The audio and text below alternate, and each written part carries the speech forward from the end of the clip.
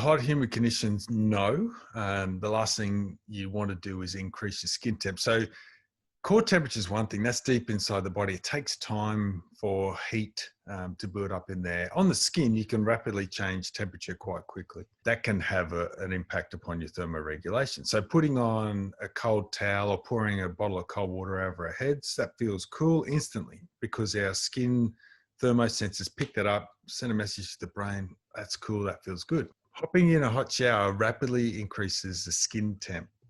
And so doing that will send blood to the skin or make us sweat more. But in hot, humid conditions, they're pretty ineffective. So in dry conditions, maybe. But I still don't get why we'd want to make ourselves hot to try and lose heat to feel cool. I've never understood that. You definitely don't need to run your air conditioner to prevent mold growing. There's a big myth in Darwin and some controversy around running the fans 24/7 to alleviate mold. And we're kind of on the fence with that. A lot of people who were born here really swear by leaving their ceiling fans all the time to delay some mold. And because fans are so much cheaper to run and use so much less energy than air cons, we go with that on one hand, but then also in my experience, I don't leave the fans on all of the time and I haven't had a real issue with mold. But I think that also depends on what kind of house you're living in.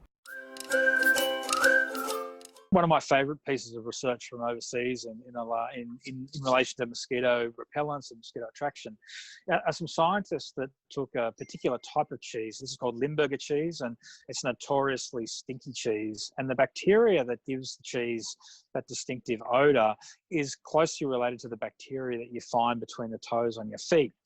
And so what the scientists did was use Limburger cheese to see if it would attract mosquitoes. And the reason they did that is that they wanted a better bait to put on mosquito traps, because if you've got an irresistible bait for a mosquito trap, maybe we can avoid having to use topical insect repellents. And so scientists found that certain species of mosquitoes were attracted to the cheese, but the problem was not all mosquitoes were attracted to the cheese. And so it highlighted the fact that some mosquitoes do have different preferences in tastes.